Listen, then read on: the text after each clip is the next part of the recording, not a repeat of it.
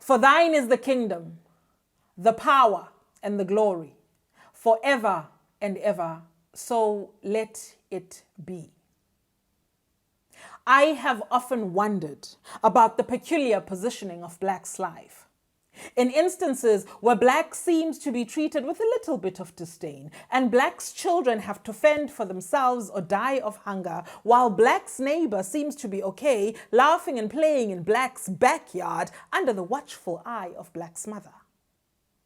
Whenever I turn my television on and I am approached with a representation of Black as the perpetual slave whose true identity has been deleted from our history pages and is finally accepting that she is less than the other, I am brought to tears.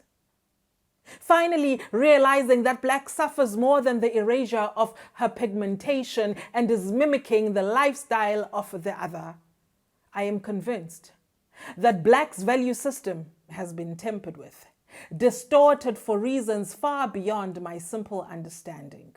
And I wondered to myself, why all the effort? When Black stands in judgment in court of foreign laws, and the result is that of Black's sons being thrown away into isolation for crimes far less than the genocide perpetrated by the enemy against Black, the theft of land that once was Black's, the ruthless raping of Black's wives and daughters, and the foolish, fraudulent looting of Black's inheritance, I can't help but wonder why. History speaks of Black's displacement with no apology, as if it's just another fact of life. Like Black's strength and physical machinery was needed elsewhere, so Black slavery seemed to be the plausible solution. Or Black's body was occupying spaces that were selfishly needed by the other, so the eviction of Black's family with nothing other than the clothes on their back seemed like the right thing to do. Black was too curious, too mischievous, and an inconvenience to the cause of the ill-gotten gains of the other, so Black had to die. What is it about Black? Why the dealing of this card? What makes it okay for Black to be deserving of these circumstances? I was born into Black songs asking the same questions. Senzeni na? Born at a time where bedtime stories were that of Makulu telling us about Black fighting, Black surviving, Black finally escaping only for Black to wake up and fight again. And I keep asking, what Black about you is so disturbing that at every corner you turn, a stumbling block stands in your way? Why do you deserve the suffering? And why do you gracefully accept the blatant disregard of your precious life? Is Black that outside of the true definition of human that he must be treated like a wild beast who needs to be seriously tamed? As I search for the answers, I have explored a number of theories. Some can be dismissed as ridiculous, but hear me out. What if Black is the original person and Africa the wealthiest corner in the globe? What if Jesus was Black? And what if Black is superior by mere scientific fact of having the dominant gene? And what of Black's inherent magic and her mysterious, unique spiritual gifting? As I get deeper into these answers, I suddenly understand why Black would be put in an awkward corner in his own home. For thine is the kingdom, the power, and the glory. Forever and ever shall it be. If I had knowledge of this eternal promise and I wanted it all for myself, I too would do everything in my power to destroy Black and go claim the inheritance as my own. So Black, listen up. It is but a mere suggestion from a young, unknown, unimportant like myself, but Won't you try reactivating the magic inside you? Walk like the royal you are. Claim your space. Wherever they have erased you, scribble yourself in again. And whenever they try to diminish your power, act like you know that they know the truth about you and they see your shine. And you living in your truth would be the beginning of their demise. They cannot stand the shimmer of your glory, unavoidable in the sparkle in your eyes. And you know that if you rise, they fall. So they have to kill you out of the story. It is their only logical approach. They don't kill you because they hate you. They hate you because they fear you. Ngokuba ubukumgani bobakho, amandla ngawakho, nobungcwalisa bobakho, unaphakade kanaphakade. Makube njalo.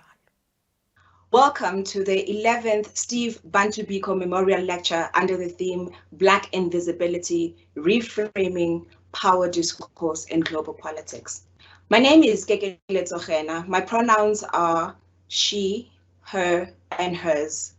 I'm a daughter, a sister, an aunt, a mother, an entrepreneur, an indigenous knowledge activist, a gender activist, a Black power activist, or maybe it's just a voice that never shies away from saying what needs to be said. I guess my activism is not a choice. My very being, my color, my gender, my socialist upbringing, and my miseducation presents me as a problem in a world that demands that I remain invisible. Let me take this opportunity to thank Azapo and the Nelson Mandela University for affording me the opportunity to be part of this amazing engagement with my intellectual heroes and comrades. It is truly a great honor and a privilege to be a part of this program. We are grateful to our esteemed speakers and poets, Professor Harry Nengwekulu, Dr. Thandi Mgwebi, Professor Kwandiwe Kondlo, and Uleletu, who's just rendered this really amazing, really affirming poem. Thank you so much for having agreed to grace us with your presence and to share your thoughts and wisdom in the days when intellectual mediocrity and the howling politics has become the order of the day. Professor Nengwekulu, Dr. Mgwebi, Professor Kondlo, Leletu Ngiyabonga, thank you so much for gracing us. Before we get started, some housekeeping and to ensure that things run a little bit smoothly. The program is definitely recorded, and the recording will be available on the Azapo Online YouTube channel, as well as the Nelson Mandela University YouTube channels. And of course, links will be made available at a later stage. To ensure minimal interruptions, there is definitely no audio for the audience. However, you will have the opportunity to submit your text questions and comments to the panelists by typing on your questions panel. You may send in your questions and comments at any time during the presentations. We will collect these and address them during the Q&A session. Please try and be concise, and where possible, indicate who the question is directed to. Without wasting any more time, I would like to welcome and introduce Dr. Thandi Mgwebi, hero. Thandi Mgwebi is a Deputy Vice Chancellor, Research, Innovation and Internationalization at Nelson Mandela University, South Africa. She was the former Deputy Vice Chancellor, Research, Innovation and Engagement at the Tshwane University of Technology, Director of Research at the University of the Western Cape. Prior to appointment at UWC, she was Executive Director of the South African Chairs and Centers of Excellence at the National Research Foundation of South Africa. Sis Thandi started her research management career at the South African Medical Research Council. She possesses considerable experience in establishing and guiding multi- and cross-sectoral partnerships and network. Sis Thandi has established herself as a champion and advocate of sustainability and science. She was the founding director of the South African Systems Analysis Center, an initiative of the Department of Science and Innovation, the NRF and the International Institute of Applied Systems. She has served as co-chairperson of the 2018 World Sustainability Forum that was held in Cape Town. At Nelson Mandela University, Sis Thandi has championed the recognition of Mandela University as a leading contributor to sustainability through the recent Times Higher Education Impact Rankings 2021. Most recently, Sisthandi has been appointed by the NRF to champion the bid for the NRF to host the Global Future Earth Secretariat Hub for Africa. Dr. Gwebi holds a PhD in Medical Cell and Developmental Biology from the University of Cape Town, a Management Development Program certificate from the University of Stellenbosch Business School, and a postgraduate qualification in Tertiary Education Management from the University of Melbourne, Australia. Part of her PhD work on mesenchyme epithelial transformation of corneal endothelium on transgenetic mouse models was spent at the MRC Center for Neurobiology at University College in London.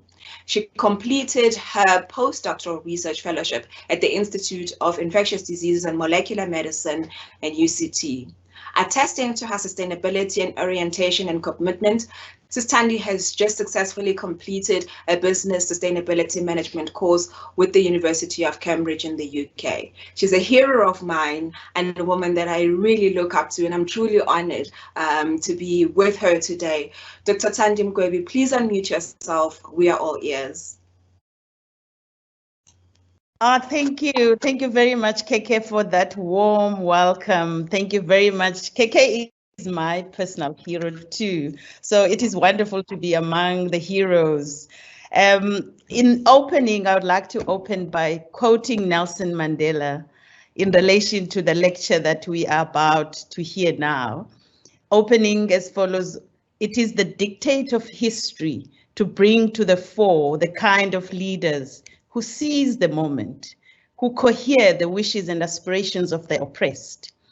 Such was Steve Biko, a fitting product of his time, a proud representative of the reawakening of a people, close quote.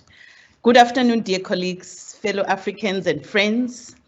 Today, the 12th of September, 2021, on behalf of Nelson Mandela University, it is my greatest pleasure to welcome you to this, the 11th Steve Biko annual lecture.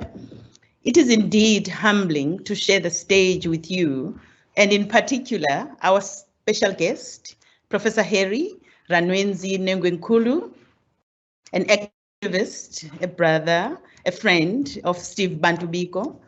Professor Gwandiwe Kondlo, I call Professor Kondlo a celebrity, a specialist in international political economy, the vice chancellors of our education system who may be joining us, guests joining us online from across the globe, our own Mandela University colleagues, the vice chancellor, the deputy vice chancellors, and many of my colleagues, particularly so from the Center for Advancement of Non-Racialism and Democracy, CANRAD, our partner in this lecture, the Azanian People's Organization, AZAPO. It would be amiss not to acknowledge the Biko family and the media, our students, particularly those from Nelson Mandela University. As we gather here today, Professor Harry and Kondlo, may we also reflect and pause for a moment in remembrance of the masses that have passed on due to the COVID-19 pandemic, the gender-based violence pandemic ravaging our country, remembering the scientists and care workers working under immense pressures, and the scholars at risk around the world. We are proud and humbled as Nelson Mandela University that this is the 11th year that we are hosting the Steve Bantu Biko Memorial Lecture. I wish to recall those who have honored us in the past: Dr. Mosibudi Mangena, Professor Itumeleng Musala, Mr. Pandilani Nofolobodwe, Mr. Peter Jones, Advocate Mokanju Gumbi, Dr. Matata Tsedu, Professor Moleki Kete Asante, Dr. Andile M. Africa and the student panel, Professor Ibo Mandaza. I would like to take a moment, Harry, and reflect on the current goals of our continent and the potential we hold, supported by the dynamism of our youth. Our continent has developed its blueprint and master plan for transforming Africa into the global powerhouse of the future. I say this because the consciousness of the people of the continent will determine its progress.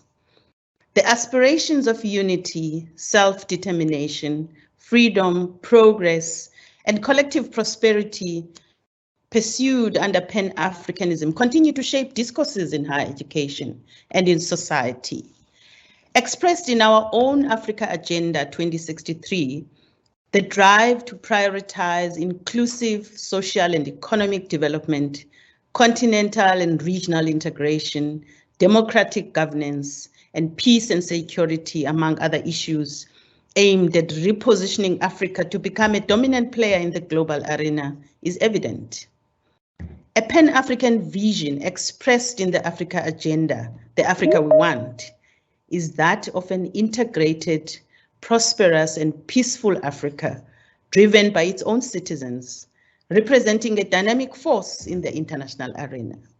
There are key flagship projects that have been identified by the African Union, and I'm not going to mention all of them. They range from integrated high-speed train, silencing the guns, the peacekeeping activities, establishment of the annual African Economic Forum, African financial institutions. I would just like to single out the last two, the Great African Museum. The African Charter for African Cultural Renaissance recognizes the important role that culture plays in mobilizing and unifying people around common ideals. Encyclopedia Africana is a wish for Africa to provide a resource on the authentic history of Africa and African life. Why do I say all of these? To me, the driving and enabling force for all of these aspirations in the continent is culture and identity. To be able to drive our own agenda, economic, social, or otherwise. However, KK, Program Director, we have a history. In one of his books, I Write What I Like, Biko asserts, opening quote, "The African child learns to hate his heritage in his days at school. So negative is the image of African society presented to him that he tends to find solace only in close identification with white society. Part of the approach in bringing about Black consciousness has to be directed to the past, to seek to rewrite the history of the Black man and to produce it in the heroes whom form the core of the African background." That's Steve Biko. I write what I like. I wonder, Professor Harry, how much progress have we made in the rewriting and teaching of African history in order for us to make these aspirations for African progress a reality? The Black consciousness that Biko stood for accentuated the affirmation of Black culture and Black identity. He did not approve of the disadvantaged people having to accept a set of norms and code of behavior set up and in fact maintained by Western values. I'm keenly awaiting your contribution on the subject of discussion today, Black invisibility, reframing power discourse in global politics. The poet Lele has had some reflections on the problem of invisibility, and these are not new issues, and have received various forms of analysis by writers and thinkers concerned with race and colonialism. I don't claim to be one. The Afro-American writer Ralph Ellison's novel Invisible Man brings to the fore, through its main character, the many ways in which Black experience can be invisible in the totality of whiteness. Long before that, there's Ellison, the writer George Schuyler, in his version of Africa futurism, in the book called Black No More in 1931, imagining a sort of race machine that can convert Blacks into whites. You know better, Professor Harry, that the problem of invisibility is not only the question of race, but also religion, ethnicity, male dominance, class, sexual orientation, and gender. There are several interpretations that have been put forward of Biko, but the notion of Black consciousness was to reject the production of invisibility, which apartheid in South Africa, in all its dimensions, sought to assert, whether it was through physical or even mental apartheid. I'm looking forward to your contributions. To be invisible is to live a life of anonymity. But I keep wondering, Professor, with the many aspirations that we have as a country and a continent, perhaps the greatest drawback is the unresolved issue of invisibility. Once again, dear colleagues and friends, welcome to the 11th annual Steve Biko lecture at Nelson Mandela University. Namkelekile, Enkosi. Back to you, KK.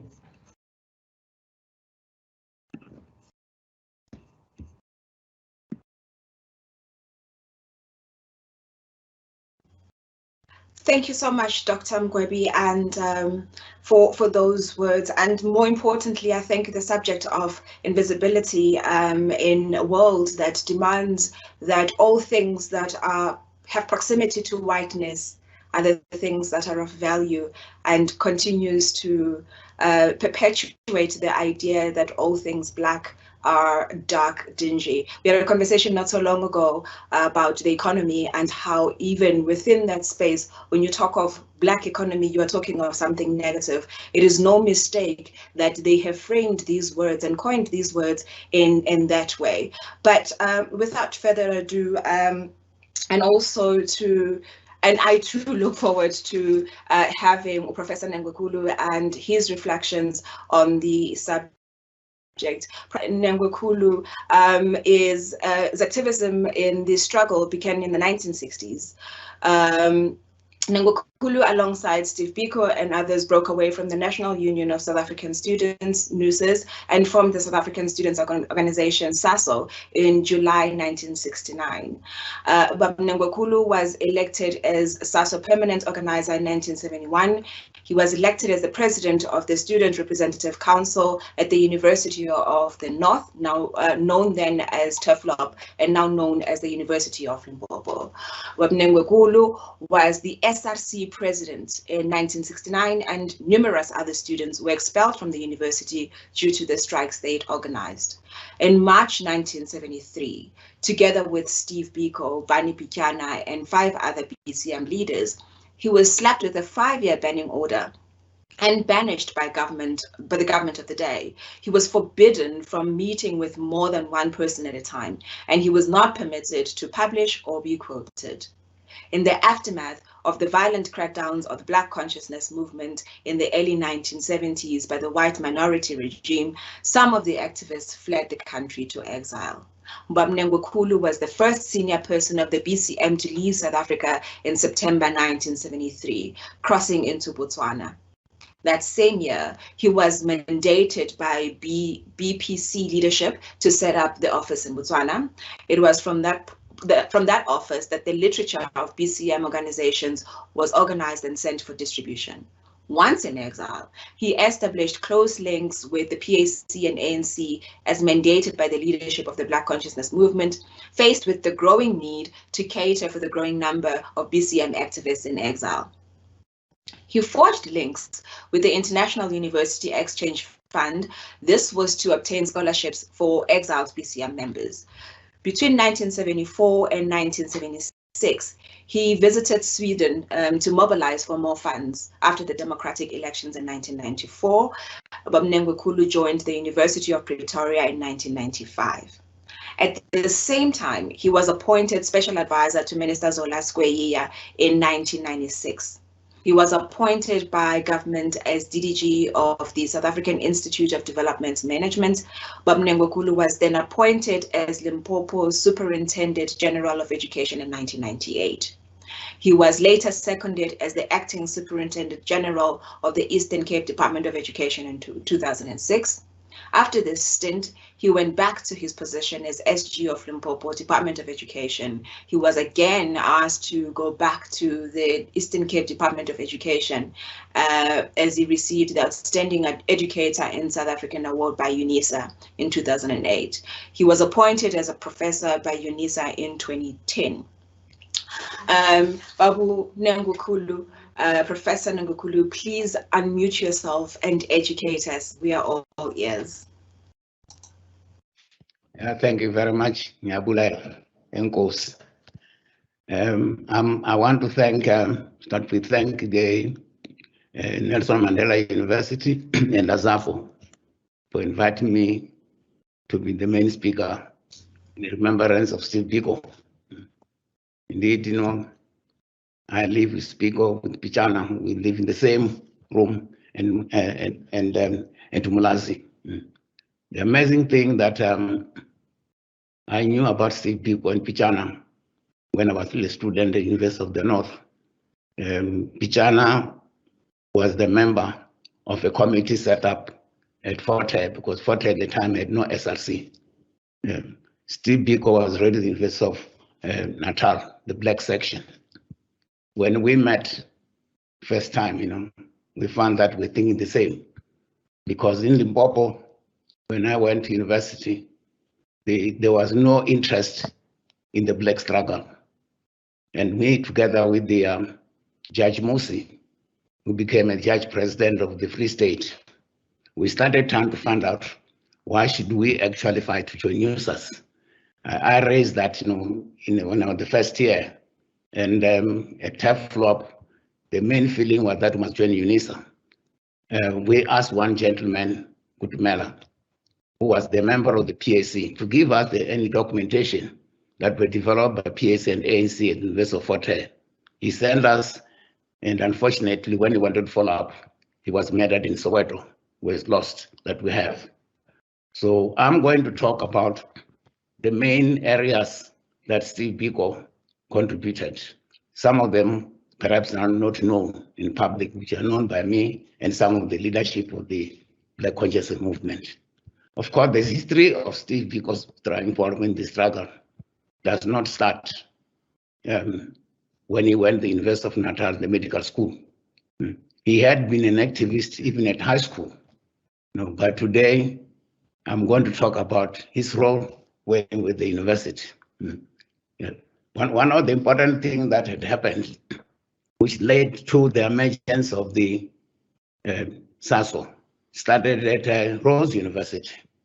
The problem that with black people we used to face, and indeed, you know, black students from this so-called, you know, tribal university were never members of NUSAS because they were not prevented from doing so. Steve Biko became a member of NUSAS through the fact that he was attending a white university, University of Natal. But unfortunately, a number of black students attended all these conferences. You know, the one starting point for me, I want to start with the problem that started in Rose University, which ultimately led to the emergence of SASO. Part of the problem was that, you know, every time when we went to NUSAS, we were actually, you know, somehow accommodated and sleeping in hotels that were hot hotels. At Rose, we then said, no, we always take this risk of going to what in areas and sleep there. We want the white student NUSAS at that time to accompany us so that we go and sleep at the location. And one student said, no, they will be arrested, but said, we're also going to be arrested. So there was a big conflict on that, you know. Black students walked away. When they left, we went to Stadtheimer. In Stadtheimer, we went to attend a conference of the University Exchange Fund, National University, you know, Christian movement, which was partly liberal. The debate that started, Steve had always been pushing to have students not join UNISAS, to form their own organization. But there were actually black people. One of the people who were top among the UNISAS was the late Dr. Ben Ngwane. He was the deputy president there at UNISAS.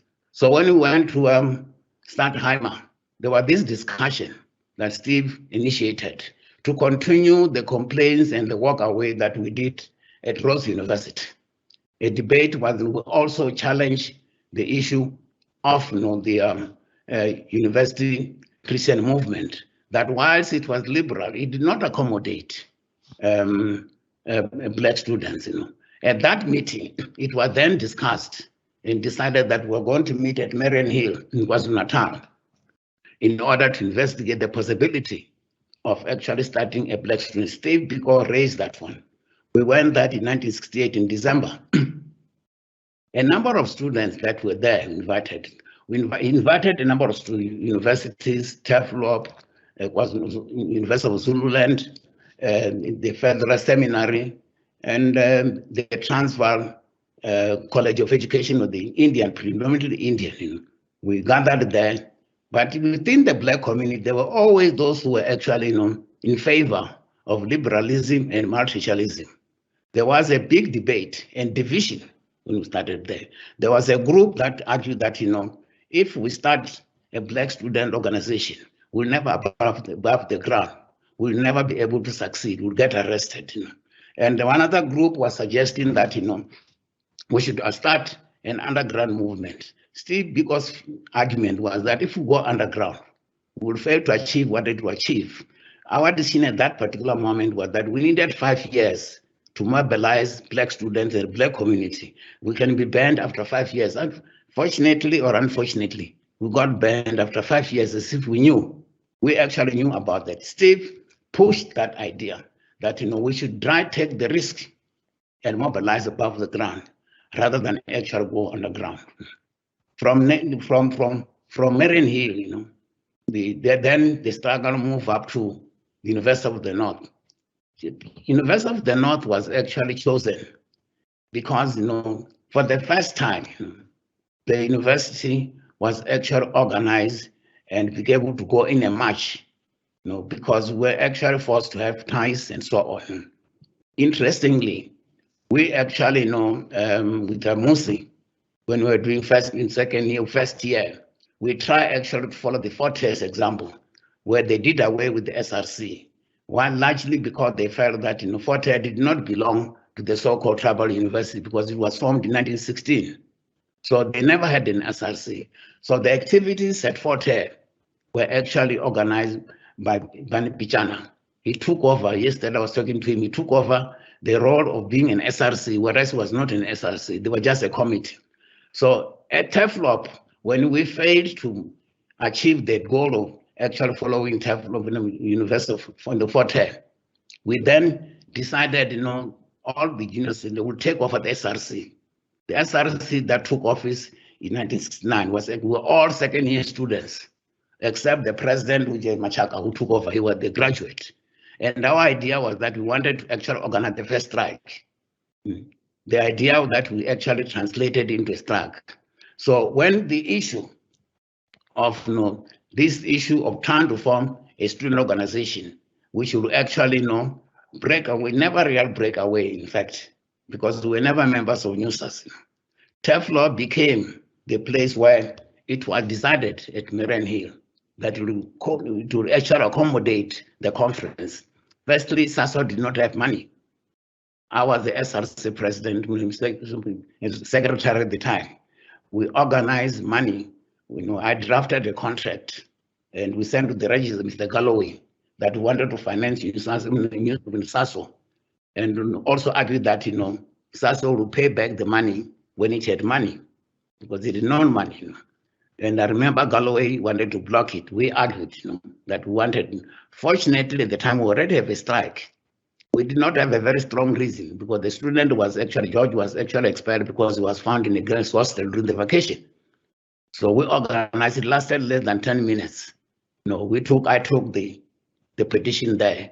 Then, beginning then, they called the Senate and we argued that, they said you can't go to the girls' hostel because, their parents would complain. We said, which parents are you talking about?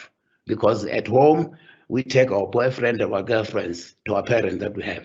So that actually provided, Steve, a proper venue that we should have. A conference was held there. I was actually asked to go to Cape Town. I went to Cape Town to NUSAS conference with the Muslims, the Musi and the Lekhato. And we went there in order to defend SASO, but we were paid by NUSAS, we did not say so. But we also began to fight there to change the thinking in NUSAS because NUSAS didn't want to change. So SASO was formed at TEFLOP. But even at TEFLOP, there were individuals, some of them are still alive, others have passed away, who opposed the formation of SASO against Steve's idea because they felt that they wanted to belong to NUSAS. Hence, when SASO was formed, if you get in the constitution of SASO, the first one, there was no concept of blackness.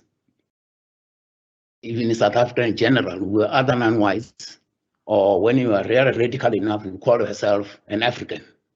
So that's why when SASO was formed for the first time in 1969, they called themselves, the constitution talk about we the non-white student of South Africa, something that Steve and some of us wish to fight against.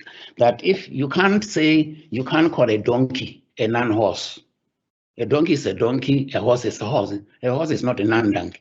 But still, because you're always strategic in his thinking, he agreed for the name to have that. But there were also provisions in the constitution that will allow whites to become members. And Steve's argument was that, yes, we can have this provision, but we must first mobilize ourselves, unify ourselves, then we can open the road to them to come in. The second main reason why that clause was put in, Steve being what he was, he thought also of the struggle within the region. So because there was the university in Lesotho, which had students who were white and black, so that provision also was meant to allow them to come in, but it was postponed. So when SASO was formed, that was what had. The second thing that Steve had introduced, and SASO that was not radical enough at that time, was also opposition of the Bantustan. The strategy was also that with Steve, we did not want to attack the individuals like the Chief Buthelezi, because he was very popular. We could attack people like Matanzi, Mamupepo, and all of them that way. So that was one of the strategies. If you look at the constitution, the code in which there was no attack on the individual people in the Bantustan.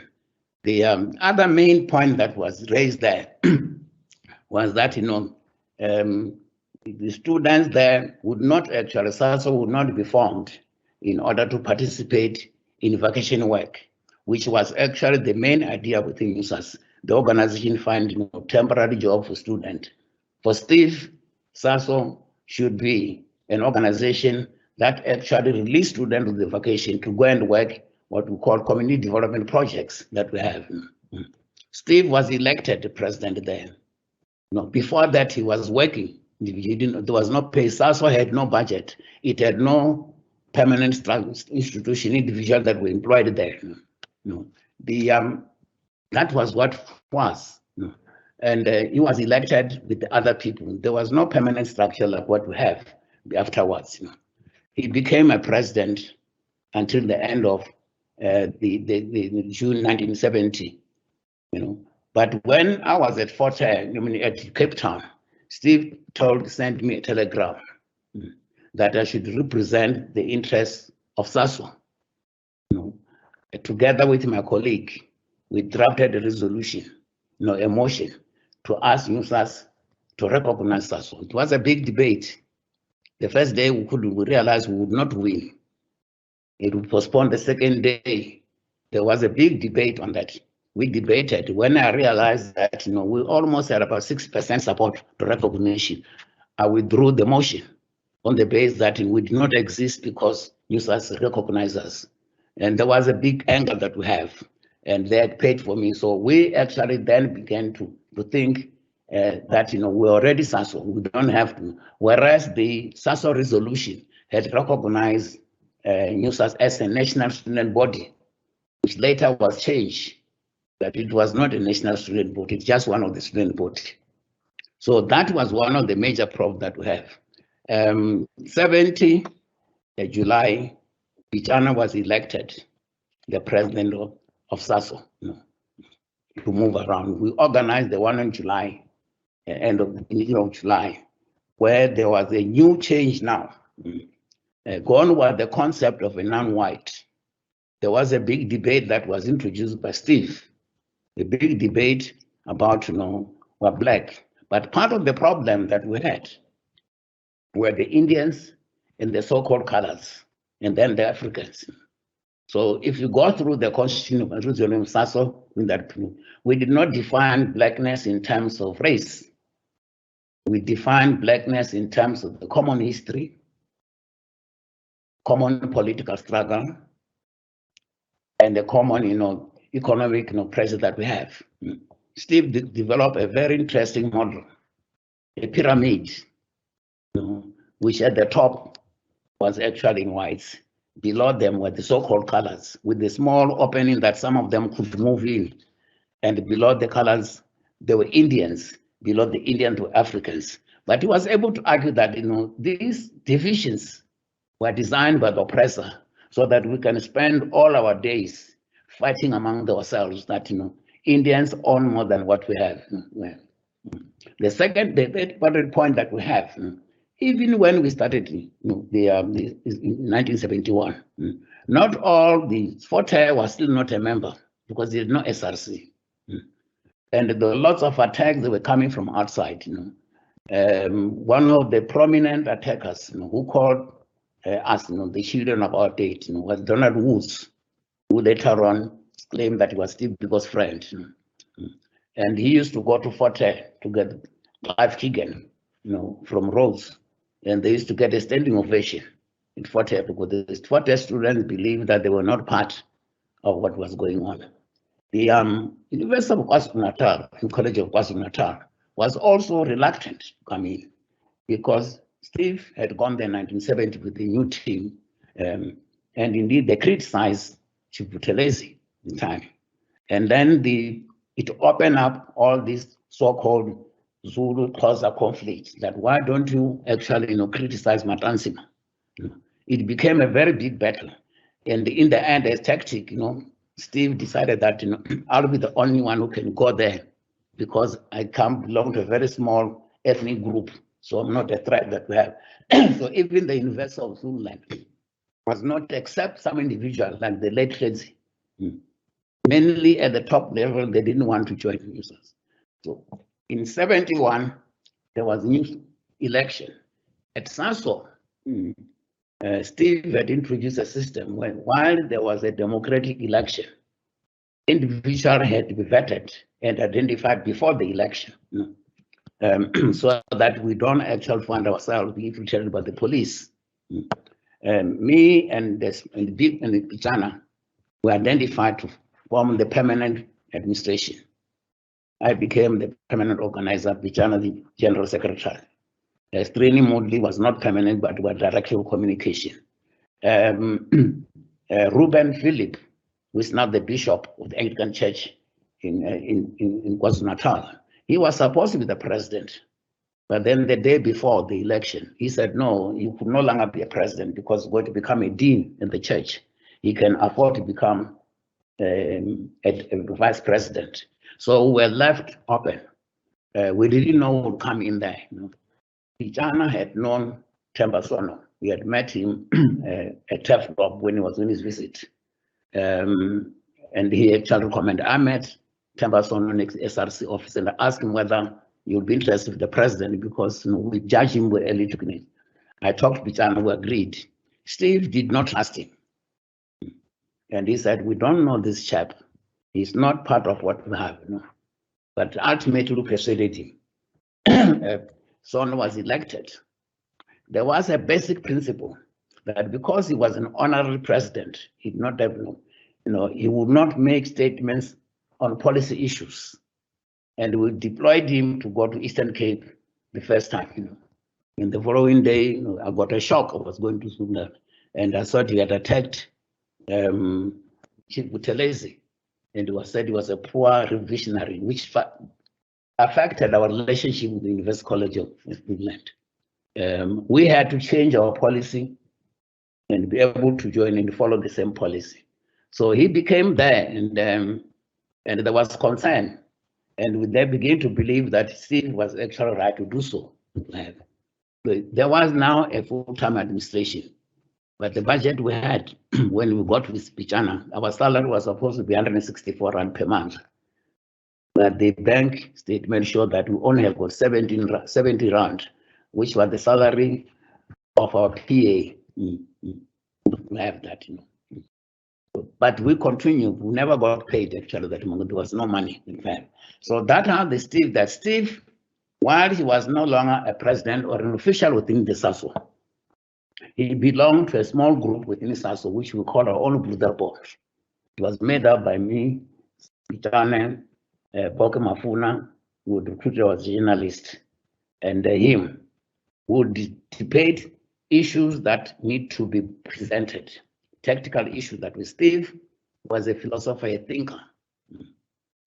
We had developed what we call infiltrative politics strategy, so that we must begin to infiltrate other organizations and take them, without them being aware. So he actually he belonged to that. We met with him every time. He joined our meetings, and he never actually stopped to be a member of SASO, while he had no official position within the organization that we have. We operated that way. So that is one of the major things that we have. The other thing that Steve had, the article that we have produced, I write what I like. They were actually produced within the SASO journal, which was actually founded by Steve Biko this time that we have. So that is one that he had, important that we have. The other important thing that Steve had managed to develop, because he had enough time, and at some stage we thought we made a mistake of making Steve very popular public. He should have been a backroom thinker. We had a system what we call formation schools. That training all over. When we were banned in PE, we're actually coming from the formation school that was held in there.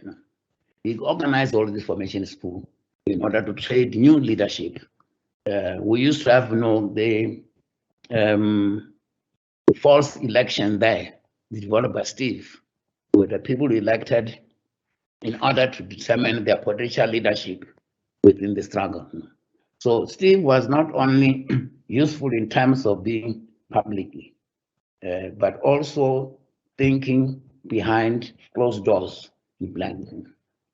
But also more importantly, we felt that for SASO to survive, and because we believe, Steve really strong that we are not going to exist beyond 5 years. Because one of the things that had confused the regime was that, we were taking the liberals, not them. We didn't waste our time with them. Our thinking is that I remember at some stage, the late Alan Patton, when he was in the States, he had made a statement that perhaps there's some benefits within apartheid. And Steve responded in a general statement, the newspaper. And he said, Mr. Patton, at whose cost that experiment must be done? So he actually, Steve, I write what I like, was part of the SASO journal that was developed. And he was the main contributor because he had, But at the same time, Steve had problems with the University of Natal. Steve was very brilliant. He passed the all joint matric board with distinction, first class. But at the University of Natal, they were failing him because he was critical of what was going on then. And Steve lost actual interest in medicine. That's why at some stage when he left, it actually studied law. So Steve was a big thinker, and we have within the group. But also Steve was also partly responsible together with Ben Whapa for the formation of Black Community Program. But one of the problems that we have was that, Black people did not publish anything. These days they publish. So the point of reference was the Race Relation Institute. I remember one time with a group from Black Americans who visited South Africa.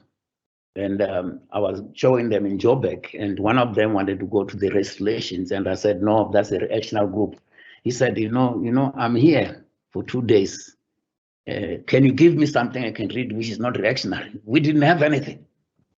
And we realized that with that big gap. So the Black Community Program was developed in order, firstly, to encourage students during the vacation to go into communities and build, schools, churches, and so on. They help build them. But at the same time, produce our publication that when people want to read, they can read what we write, which is now what part of what's happening today. We didn't have that, We're just angry because I remember at one stage, I made the late Alistair Sparks, the editor of the Daily Mail, because they didn't want to call us black. And I asked him, with the Stanley Twas, the late Stanley Twas, and I asked him, the Sparks, why don't you want to call us black? He said, no, you know, black is a very emotive word.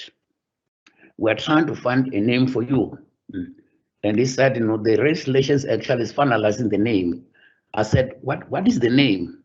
He said, Afro-Caucasian. So we were going to be called Afro-Caucasian, Africans, Colors, and Asians.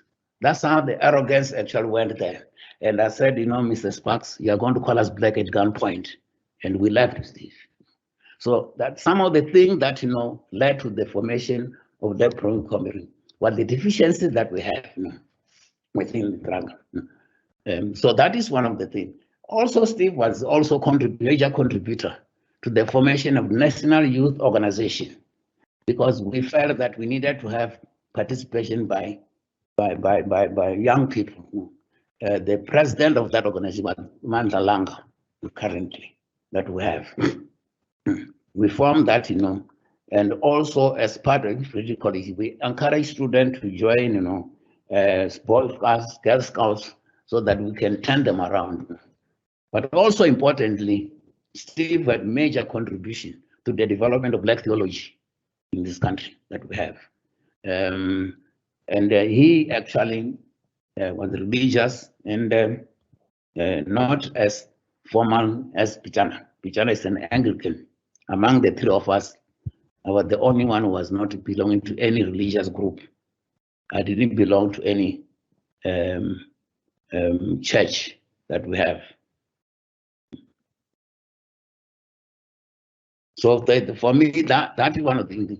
The other thing that is very important about Steve Biko, which was never actually known, is that Steve was responsible for the formation of Southern African Student Movement, which was meant to be a representative organization in the region, Southern Africa. So what you call SADC today was actually, you know, initiated by Steve Biko, you know, as way back in 1972. And he was the first president of Southern African Student Movement, which was later taken over by Tiro when he went to exile. But that was what we have. The idea was that the struggle does not end here. It must also proceed in the whole area. I also want to talk about Steve Biko and Craig Williamson. In part, that might also explain why Steve was killed. Craig Williamson joined the university, which was headed by the late Lasgun Erickson. I met Craig for the first time when he came to Botswana, when Craig Williamson, or rather Lasgun Erickson, came to Botswana. He was a member of NUSAS. And Lasgun Erickson said, no, these are colleagues of his, could have picked him at about 3 a.m. and go and drop me at the border, the people's border. I had to wait, but he was staying at the Sasso safe house with the irony of the struggle. He slept at the Sasso house, Sapo house, except to be the safe. You know. I went there 3 a.m. I picked him up and I said, you know, I don't even know where the people's border is. And I was opposite the American embassy in Gaborone. He said, drop me here. I dropped him there. The following day, I talked to Lasgun Erickson and I said, you know, Yakovilla didn't take me the border. I dropped him there. And he said he'd find his way. 2 months thereafter, Craig Williamson applied to be deputy director of International University of China. And a form was sent for us to vote. I talked to Pichana, who was already in exile now. And I said, you know, I can't support this chap because I don't trust him. So we didn't vote for him. 2 months thereafter, I went to Geneva and I found, you know, Craig Williamson there. And I was sitting with him, you know. The thing that amazed me, that was the time when Steve had got arrested. Because I used to talk to Steve Biko every Wednesday at 8 o'clock. So that 1 week before I went to Geneva, I phoned His wife in Ziki said he's sleeping. And I knew Steve could not sleep at 8 o'clock. I knew she had a message. I phoned the following day at 8 o'clock. He said, no, he's sleeping. Then I knew that he must be out of the area. When I met Craig Williamson had a detailed knowledge of Steve Biko in the Western Cape. He even knew who was fighting who over which girlfriend. And I was asking myself, no, we don't have whites within SASO. So the only person who can have this detailed information must be a cop that we have. I remember when I came back at the airport, I phoned Pichan and I said, you know, this chap, Craig Williamson, if he's not a boss, he must be the CIA, but it's definitely a cop. So Pichana laughed, he said, no, you're just being anti-white, Karen. No, he has got this detailed information about, you know, who betrayed Steve in the Western Cape. But he couldn't tell me what happened to the roadblock. I left, you know, a month after I was invited to the UN. I went there to Geneva. At tea time, you know, I asked, you know, Craig, and I said, you know, Craig, and I don't even know why I asked him. I said, are you sure you're not a cop? Then, you know, Craig Erickson's wife said he was a policeman before. I just felt when I went to the office, he followed me. He said, no, how do you say a cop? I don't know, it's not me. All black people can tell you it's a cop. It doesn't matter what the cop dressed in a suit. I can't tell us maybe that we have. You know.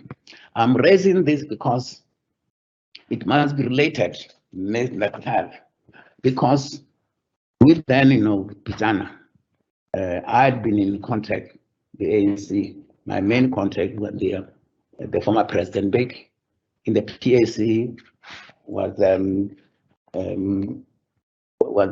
PS1 PAC leader that was there. A number of them change that have with this continued relationship with the in the PAC was David Sibeko from Tata was killed by some members of the PAC. Then we decided that, you know, over time when we wanted us to have a meeting, we then organized that we need Steve Biko to come out in exile temporarily. We organized with a Dutch group that in Holland was considered very conservative, but in South Africa was radical. To invite him, they understood the ANC interest. The meeting was supposed to involve Oara Tambo and the leadership of the ANC and the Swedish Prime Minister, and me and Pichana. But you know, the tickets never came. We never had that meeting because they blocked it. Somehow, my feeling was that, you know, he was arrested at the border post because Craig Williamson must have released the information. He knew he was within the IUF. Because even the money, we used to send money to South Africa. We send it to Lesotho, to the priest there. And we used to call him Bob. And the sex Mfokeng was the musician. He was part of the Soweto committee after the 76. He would go there, the money would be sent straight to Geneva to Lesotho to further stabs. And then Erickson would then send a message that, you know, the message. So the name Bob was known by me, and then Erickson and Mfokeng. You know. But then, you know, one time when his ex was going to go there, he was stopped at Velcom. And the cop asked him, are you going to see Bob? So we had this problem that we have. You know? So for me, Steve Beteria, the big assault on him must have emanated from the fact that he was going to come into exile for us to, because Craig Williamson used to tell me, no, don't have this meeting with the ANC. You need us young whites who are radical who want to join that. So for me, that was there to go. So Steve was not only important within the country, but it was also important for the discussion that we have. You know. People always ask whether Steve would have joined the ANC or not. And I said, you can't predict, but what I know that Steve was a PAC, the family was a PAC, remember? But whether he would have joined the ANC, it can't be predicted. You know? So for me, Steve was an overall property, not only for SASO, but for South Africa. He dictated. You know? One of the things were the three of us within the SASO. You know? Steve was the coolest, quiet one. Pichana was the most arrogant. Arrogant. I was going to be, you know, the direct, because when we wanted money one time, Pichana, Steve went to see Europe and Anglo-American. When we got in, Steve, you know, I mean, Pichana said, "Are you the clown called Europe and He got a complete shock. And so he said, well, why do you want money from me when you don't want liberals? I mean, I was educated by Anglo-American. I said, no, we've not come here to beg the money. You're buying your future that we have. You know? So, but Steve was a thing. There's one lady who talked to me 2 days ago. She's trying to do a profile of us in band in the library. She was the trainer University of Natalie White. She walked in one day and she asked Steve, you know, I want to help in this struggle for blacks, you know. Steve said, come tomorrow. When she came, he said, you know, we've got this white family here. Very reactionary, doesn't want us, you know. So what we want you to do for us, we want to give you a gun. You should go and shoot them and kill. She never came back, you know. So for me, that's what Steve was all about. A philosopher, a diplomat, an activist. We can't have another Steve Biko, but we always have some radical people that we have. Steve was a quiet, cool person, but very creative in thinking. So for me, that's what I wanted to say about Steve. Some of the things that we have, you know, some of the people with the AC, they said, you know, he was the CIA. It was not possible for Steve to become a CIA member, but he could talk to anybody that we have. Thank you.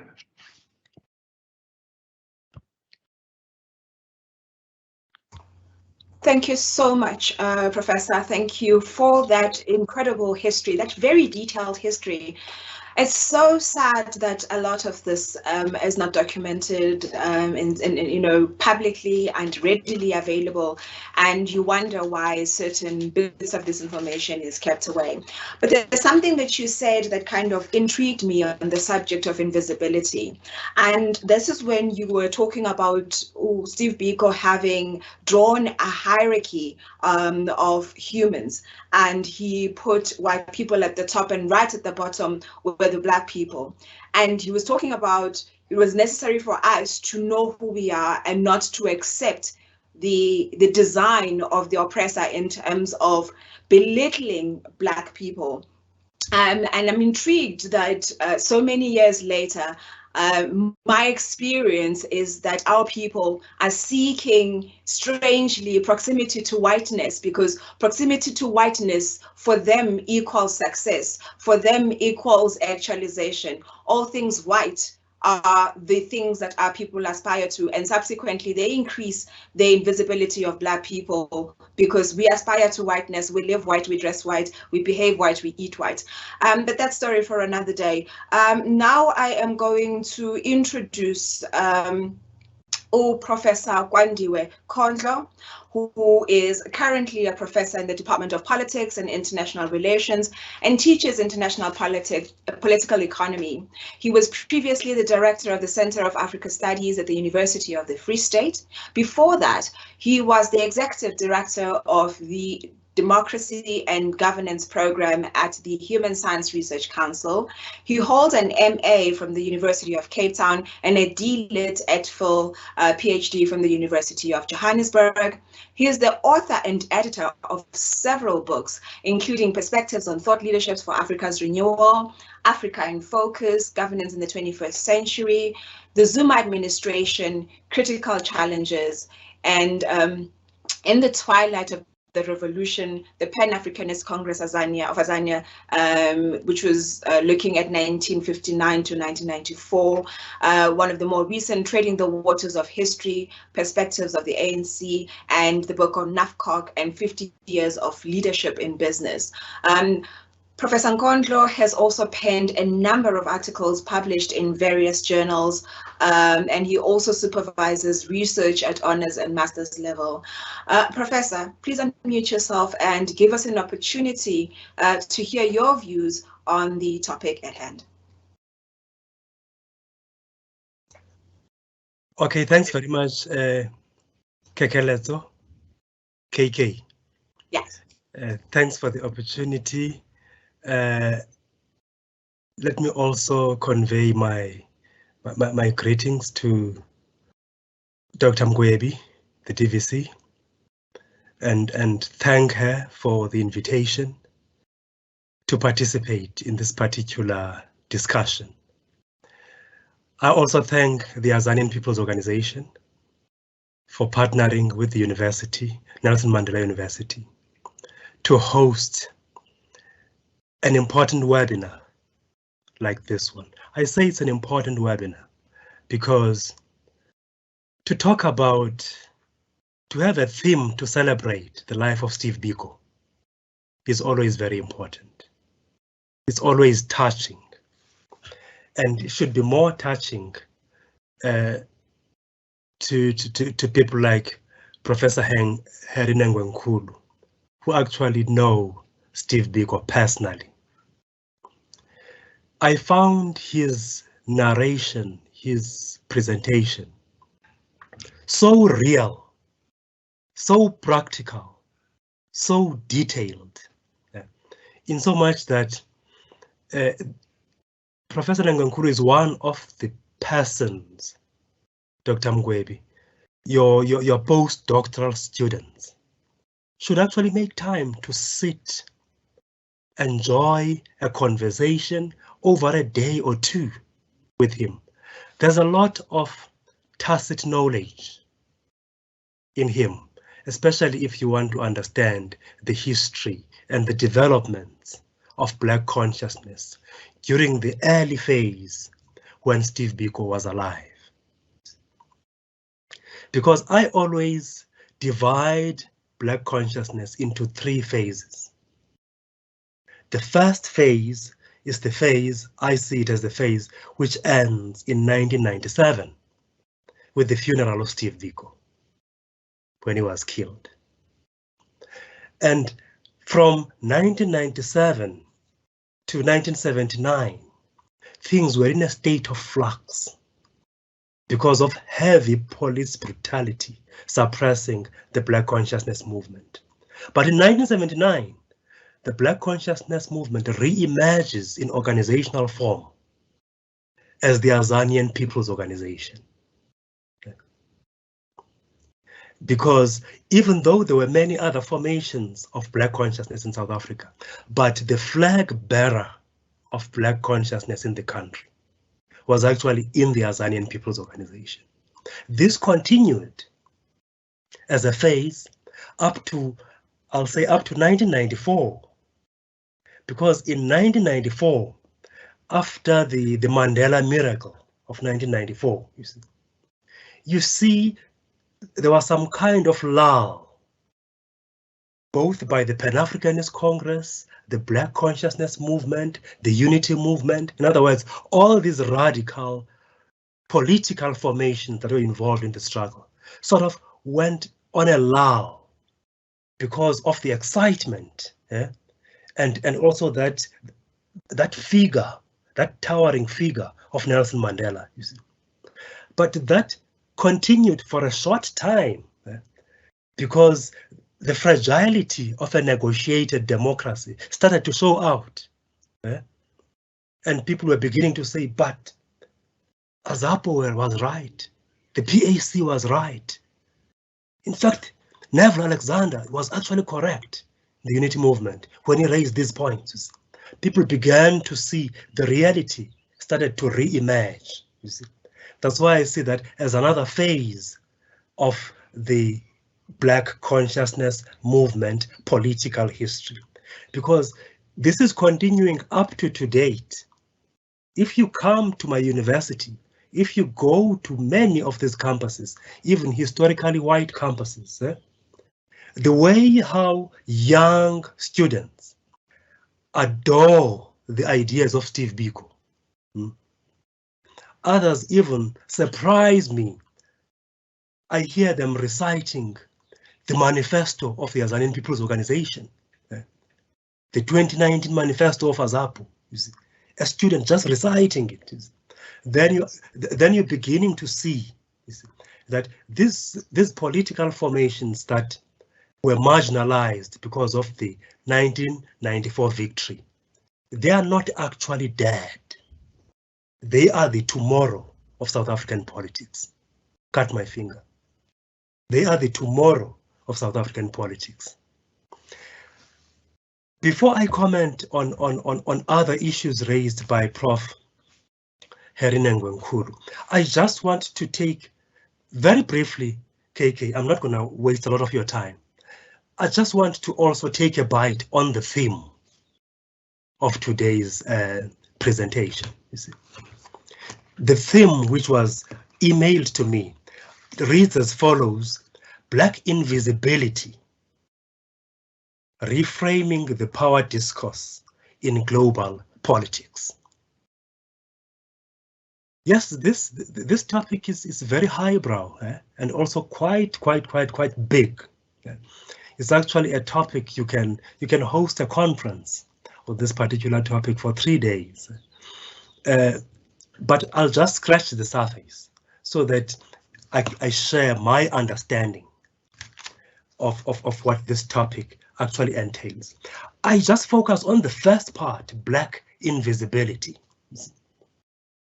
In my understanding, Black invisibility infers, first and foremost, the downtroddenness of Black people. It infers their peripheral position in an Anglo-America-led globalization, the peripheral position of Black people. Because of that peripheral position, Black invisibility also infers the wretchedness of our fate as a people. I'm not being pessimistic when I say even after 1994, Black people are still a defeated people. It's not being pessimistic. It actually is a call to say we've got to stand up. We've got to stand up, do something. We're not a liberated people. We negotiated accommodation. We're not a liberated people, but we negotiated accommodation. And very few are enjoying the accommodation we negotiated. The majority of Black people, if I use Biko's words, they are still wallowing in the misery of their suffering. So this topic about Black invisibility, it's a very sensitive one because it has trans-historical elements. Remember, people like W.E.B. Du Bois actually argued that race, the race factor, was going to be a problem of the 20th century. But racism and invisibility of Black people, it's trans-historical because it's still a problem facing us even today.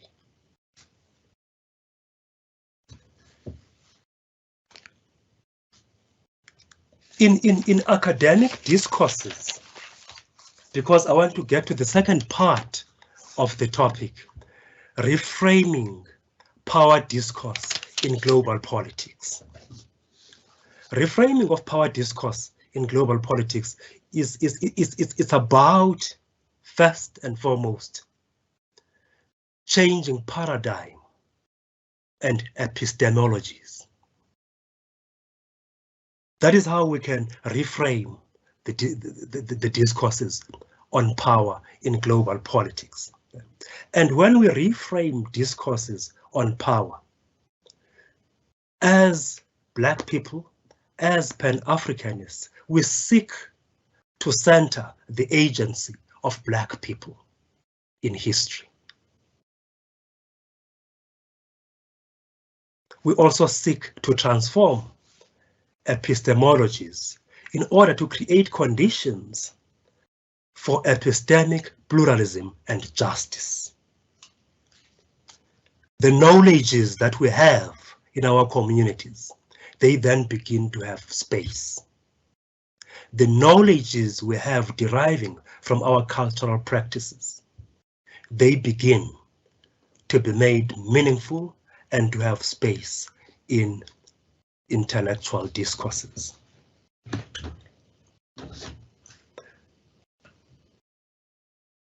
But I actually debated with myself last night, raising the question about what causes Black invisibility in a context where you have Blacks as a numerical majority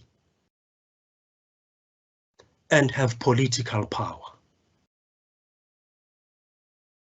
Because other people will raise this question that, look, we don't see the reason for the continuation of Black consciousness, because Black people now, they are not only a numerical majority, but they also have political power. But we still talk about Black invisibility. And we listened to the young lady who read a poem at the beginning, talking about until forever is forever. She even translated this to Xhosa, saying, ubungcwalisa bobakho kude kube ngonaphakade. But what is it? What is it? What is the problem in the case of South Africa? Yes, you can tell me that South Africa is constrained, of course, by its position in global political economy. But that is not enough. In my view, I think one of the first problems, and I'm glad South Africans are slowly becoming aware of it, is that 1994 was to some extent a very superficial and misleading turning point.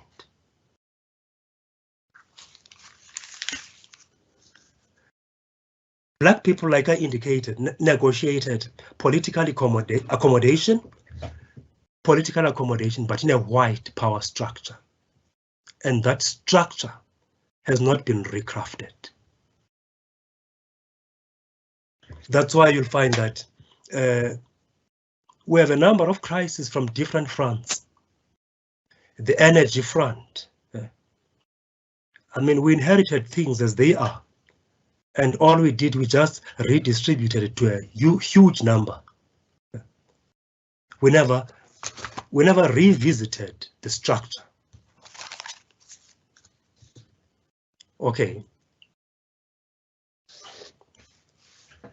The other issue I would like to actually make why we have this situation in South Africa, it's a very sensitive one.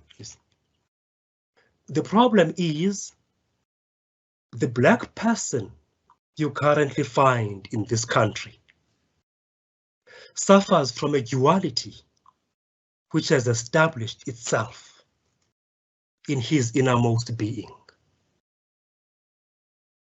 This issue has been raised by numerous scholars, from Frantz Fanon, the duality you find amongst Black people. The Black person is at one and the same time himself and the oppressor whose consciousness he has internalized. That's still a reality even today.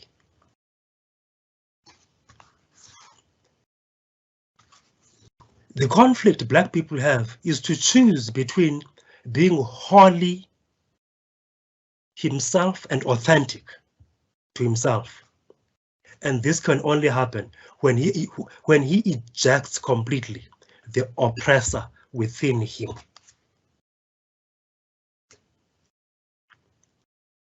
So the continuation of this duality in the life of a Black person, it has actually compromised.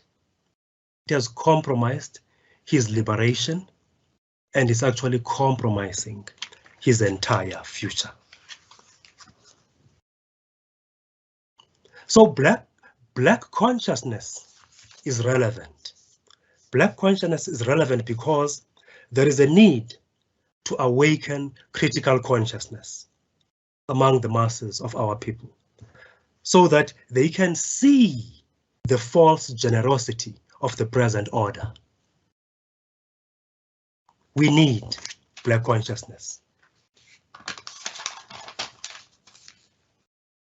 The present order masks and disguises the hollowness of the 1994 breakthrough. For our case in South Africa now, especially with COVID and so forth, an economy which is not growing, Black invisibility, one can also argue, that is about the growing despair, which is now not only an ontological possibility, but reality, given the growing levels of poverty in Black communities. The lack of self-love, the self-hate that you find in our communities. It's like a Black man turning on himself because of the vicious cycle of the so-called liberation, which never gets him anywhere.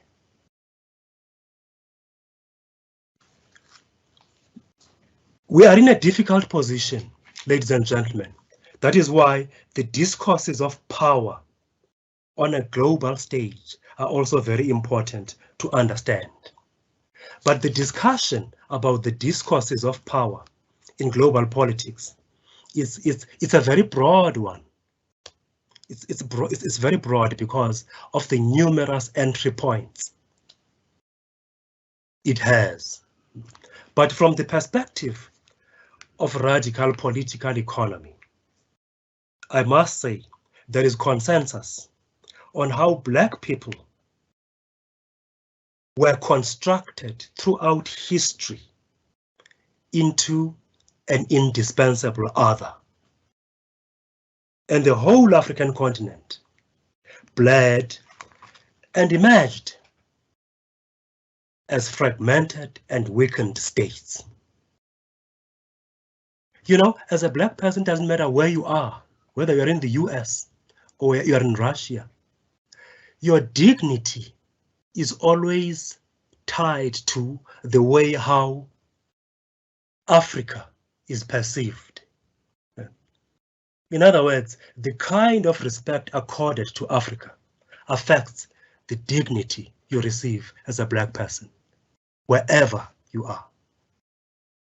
That is why when we talk Black consciousness, we're talking about a very huge issue,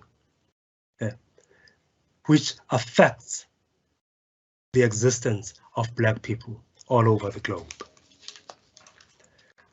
A number of important points have been raised by Professor Nengonkulu in his speech.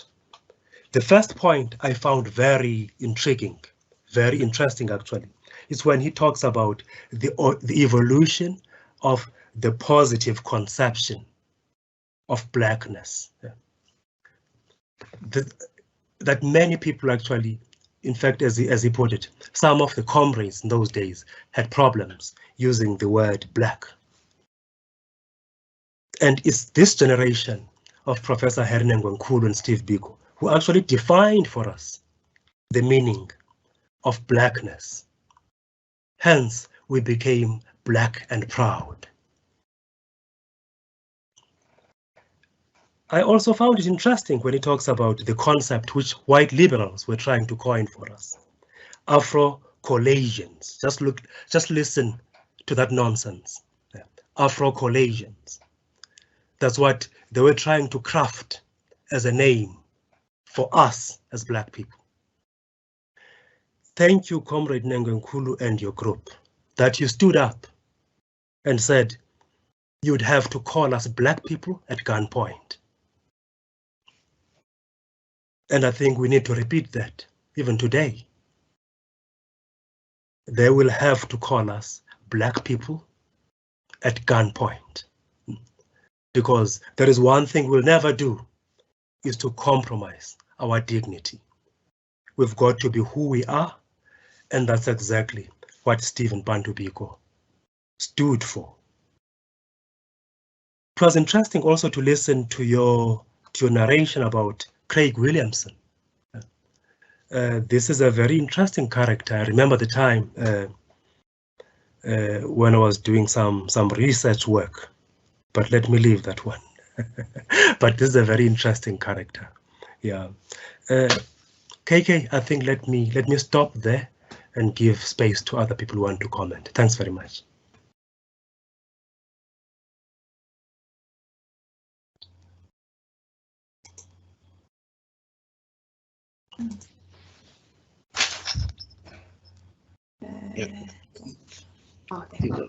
Technical glitches, I do apologize for that. Thank you so much, Professor, for that insightful view. And I just wanted to maybe engage you on a few things. You touched on the concept of dignity and how traveling overseas, you are afforded the same dignity that is afforded to the continent. And we now have come to realize, I mean, if you look even today with COVID, the global stance on the continent is that of a people with a begging bowl, a people with no agency, a people with no ability. And that's, I think, still sums up the level of respect that we are afforded. How then do we change that and present a different view of what it means to be an African here and abroad? That's a very interesting point, KK. But I think where we need to start, that's my view. Where we need to start is it's at the level of leadership. Because people who compromise us globally, it's our leaders. The way we choose leadership in the African continent, it's something which needs to be seriously relooked. How do we choose leaders? I'm not talking only in political parties, even in NGOs, community building organizations. You see, how do we choose leaders? You see, we're living in a very complex and difficult world. And part of the complexity which makes our world so difficult, it's manufactured uncertainty. You see? And if you don't have leaders who are first and foremost intellectually crewed up, when I say crewed up, it's not just about your degree, but we need leaders who read, leaders who are up to scratch at the level of ideas, and leaders who have a serious moral compass to stand their ground. If it means you must not beg and you rather die with your people, then don't do it. I think that's where, in my view, this thing starts. It's at the kind of leadership that we actually have. The role of ideas is so important. That's why Black consciousness as an idea, I'm not talking now about Black consciousness as organizations, but I talk about Black consciousness as a set of intellectual tools we can use to critically appreciate our reality. We need to promote this, and we must not compromise it. I hear you. Thank you so much, Prof. Professor Ngenkulu, I'll direct the same question to you. How do we change the view of Africa and Africans in the international community? In your view, what needs to happen? I think we start from here in South Africa. We have got a new history of South Africa, which started in 1948. All the problems that we have, they are assigned to apartheid. But apartheid is only a definition that came 48. It started from being right king, colonialism 52. The other important thing that we don't have is that part of the problem, if you look at our constitution, supposedly the best in the world, it might be, but it never mentioned the lowest of classes, the worker, the poor. It doesn't have that, But we're talking about consensus. You can't have a consensus in a class divided society that we have. The level of poverty, we don't mention it. It's not out of ignorance. It's because we don't want to accept. It's the same thing that when people said, black consciousness has ended. I always ask them, it will end when all black people have died. When you see, you find somebody calling Italian American.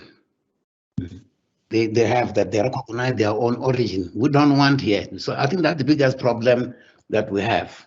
We don't want to admit that we have, because if you admit that you're still black, you'll fight back. Lastly, perhaps we come from an angry generation. We're very angry. We never said, if we get free. We said when we're free. Because if you said if we're free, then you're not fighting the struggle. So I think that's the problem, that with the point that Prof has raised, that we don't want to admit who we are. Because the moment you admit who you are, you must then fight for what belongs to you.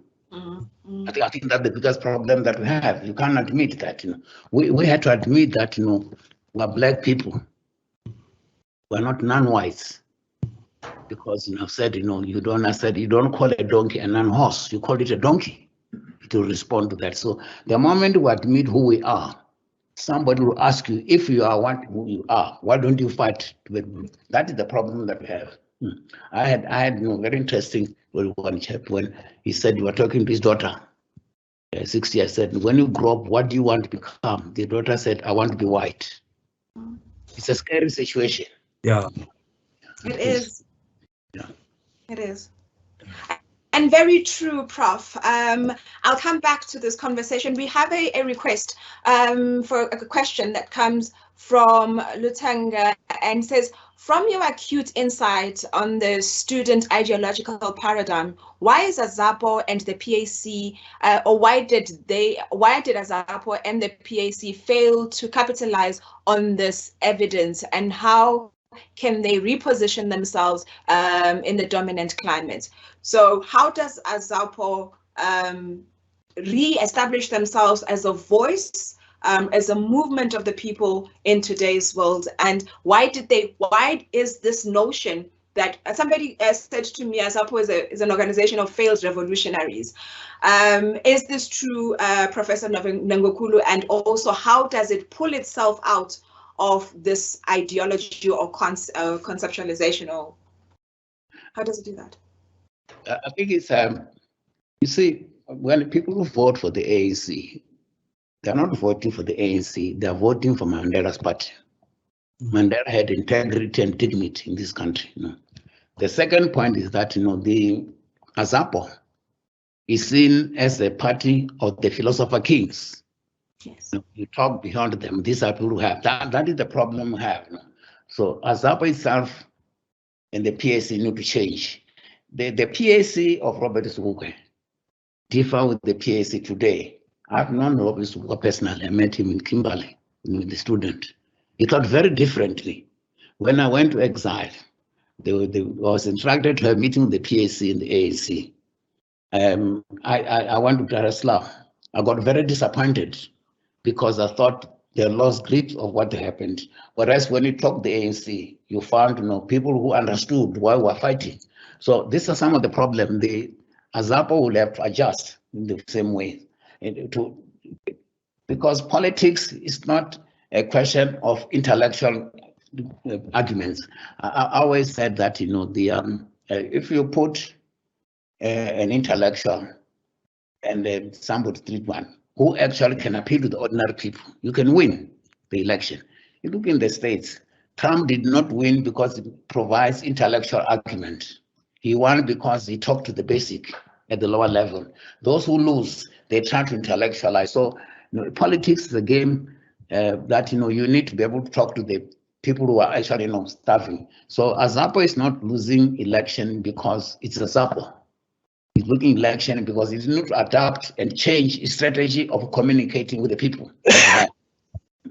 I hear you. Thank you so much.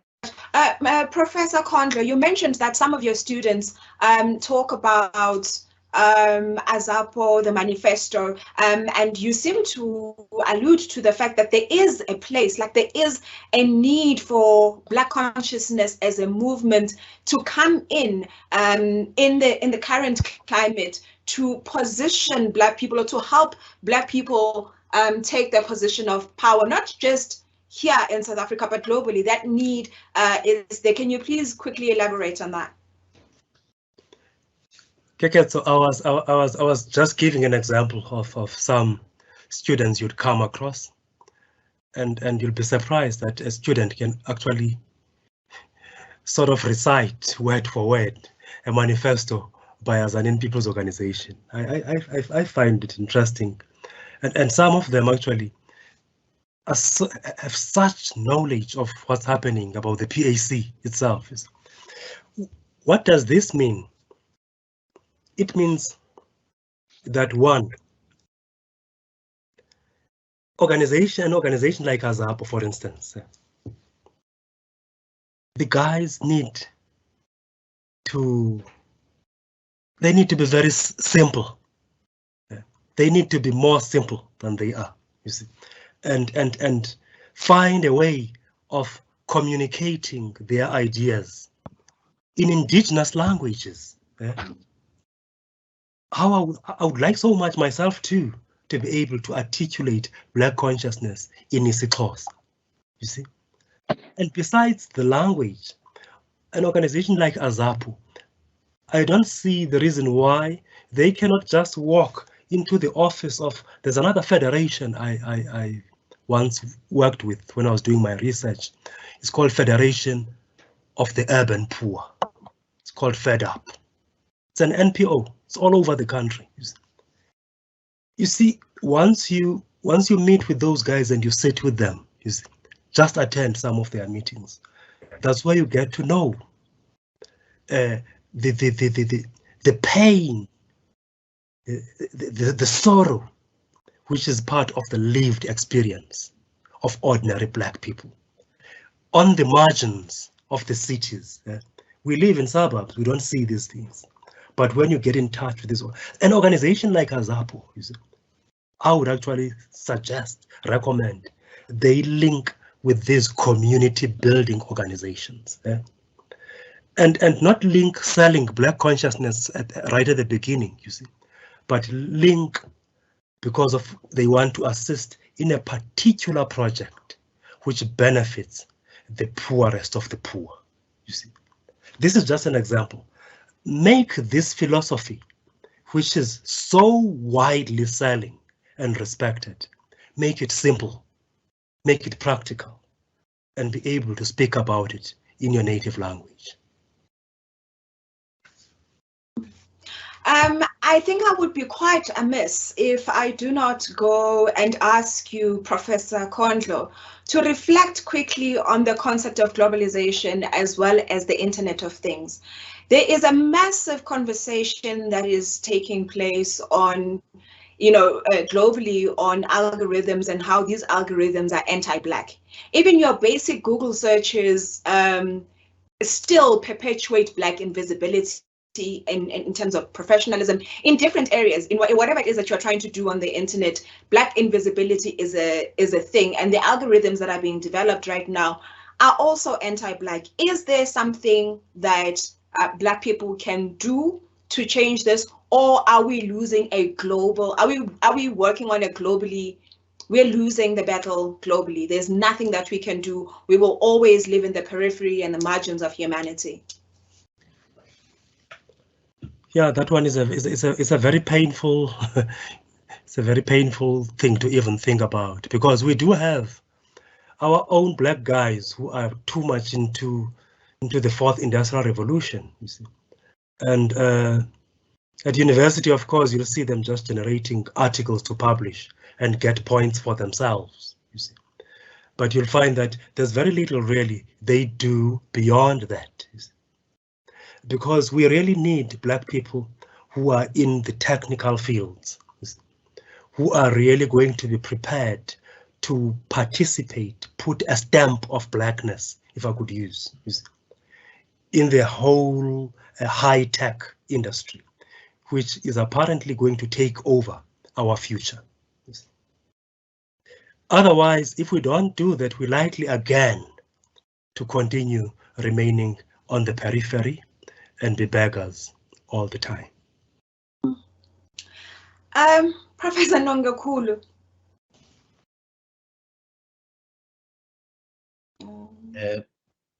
You want me to answer? No, Professor Nongakulu, I have a completely different question for you. I have a question on the issue of the Constitution.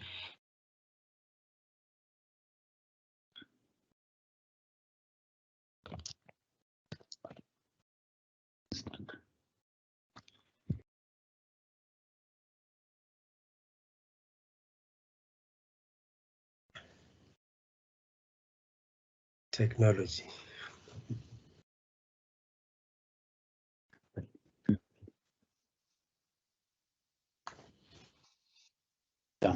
You see, the Constitution is a document that seeks to, perhaps let me start from Azapo. You see, Azapo would have to translate its philosophy into bread and butter issues. Those are the ones that make you win the election. There are parties that have actually won election in South Africa, which have nothing to present, which is better than that what Azapo is presenting, for you to be able to do that. So I think that's what it have. A constitution is a guideline of things that we have. That's why I was saying the constitution, we can't demand, encourage people consensus in an environment where some people are poor and they're not it. So consensus can only work in that environment. But also more importantly, which Prof had raised, the problem that black people face, the technical people, engineer people, is that they get in the environment. I was talking to Simply yesterday that he's an engineer, but he still actually participates in politics. Some of his colleagues, they're more interested in making money, and he doesn't think that the politics, the making money should not take away the political element in him. So for me, if you tell others, they will think that you are sacrificed, you can make millions. So you need a change of thinking that we have. This organization that we talk of Google and so on, they take advantage. If you look at India is the required, they wanted, if you check the programs in the America here, the medicine, most of the specialists in medicine and statistics, whenever the investor was one of the India, we don't have many from Africa. There are few of them who come from places like Nigeria. We've got a very few South Africans who go internationally in order to advance themselves so that they can come back and implement this knowledge. So we also have an obligation that we have.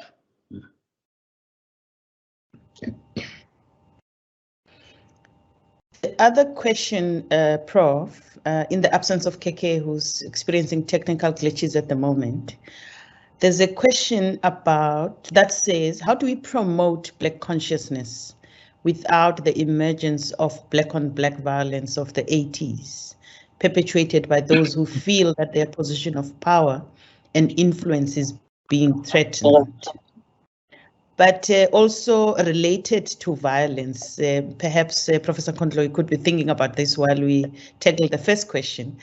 There's another question that's asking, would the socioeconomic challenges contribute to the inferiority felt by Blacks, and could that lead to gender-based violence?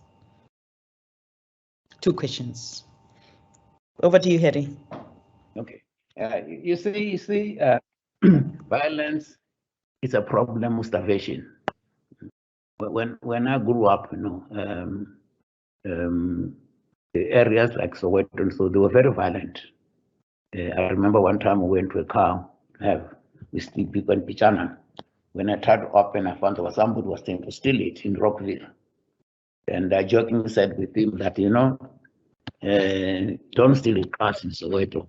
Go and steal them in the urban area. They've got cars. And when we were driving later, we met him. He raised his hand. He said, "No, I'm the one who was trying to steal your car. I'm not going to steal now. I'm going to steal the location." So it's a question of poverty. There are different types of poverty. We used to talk about my Cooper. The person who works in the shop, he or she steals food and they get caught, but he says religious, doesn't want to steal again, but because hunger pushes him. And this will steal. So you have got that perpetual vision. There are people who steal out of greed. There are those who steal out of starvation. Those are the type of things that we have. So some element of that we always have that, So we used to preach that type of language that we have. And I remember in Durban one time, a group of thugs walked into our office, and Steve Biko and Pichana, they said, there are some, if you want anybody who's worrying you, give us, we'll kill him. So, you have those type of things. So that is the problem that we have in society. And changing the society, you have to be brave. I remember I used to stay in Chawero, and from Maponya, I used to jump in Chawero. I used to carry stones in a paper bag because when you're working, you can be. But gradually things do change. So starvation and hunger and hooliganism. If you look at Zambia, when this problem of COVID started, there were so many stories that South Africa cannot handle it. To give an example of Alexander, but if you look at today, the people who have made COVID decline in working are the ordinary people who we didn't trust because they're facts. They understand, the communication understand. And then this weekly or monthly communication that comes from the president to them, it does touch them that we have. Some of them are facts. So nobody actually steals because he or she just want to steal. They are different from the one they hijack us and so on. The ordinary people breaking the house that we have. So we need to be able to communicate in a manner in which we accept without actual proof that accept that we'll always have this type of movement. The thief that tied out of station, the one that will steal because they want to be wealthy. That's why I'm saying that Steve used to the concept Mal Cooper. You steal today, you go and confess to the priest. But tomorrow, when you go to work, you steal again because you need to eat. So there are those type of problems that we have in society. Professor Kondlo. You're muted, sir.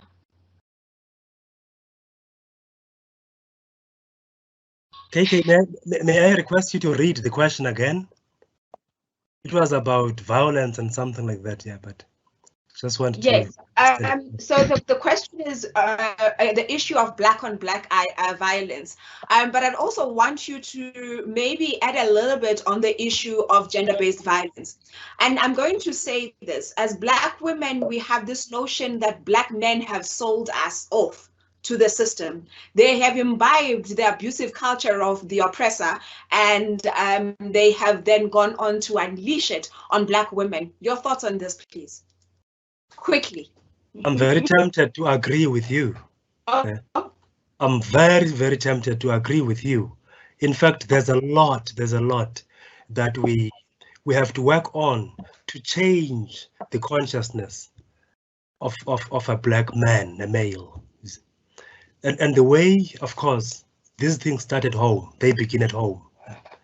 The way we raise our children, the values we instill in them are very important in their future.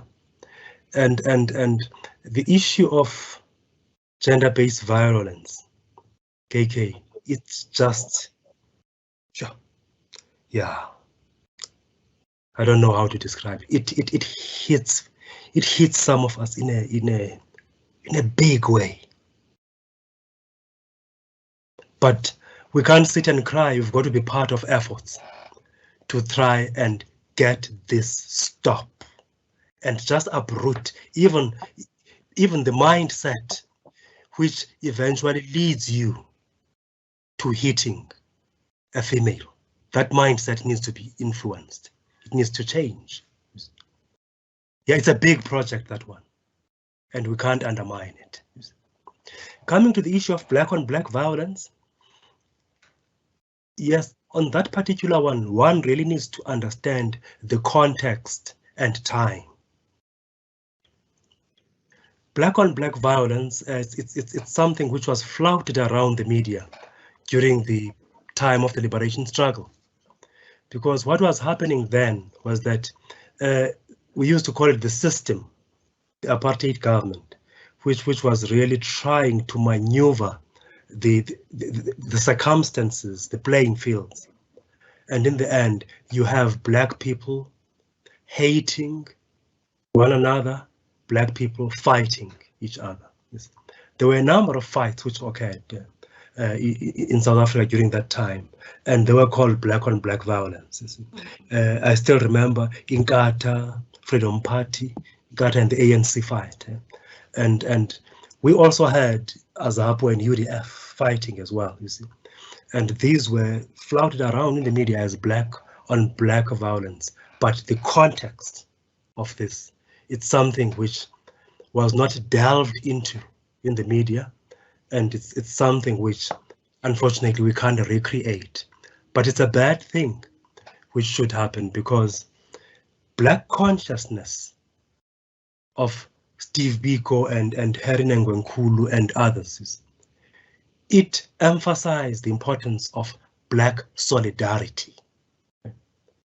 Black solidarity, it's not uniting against white people. It's not about that. Black solidarity is actually a condition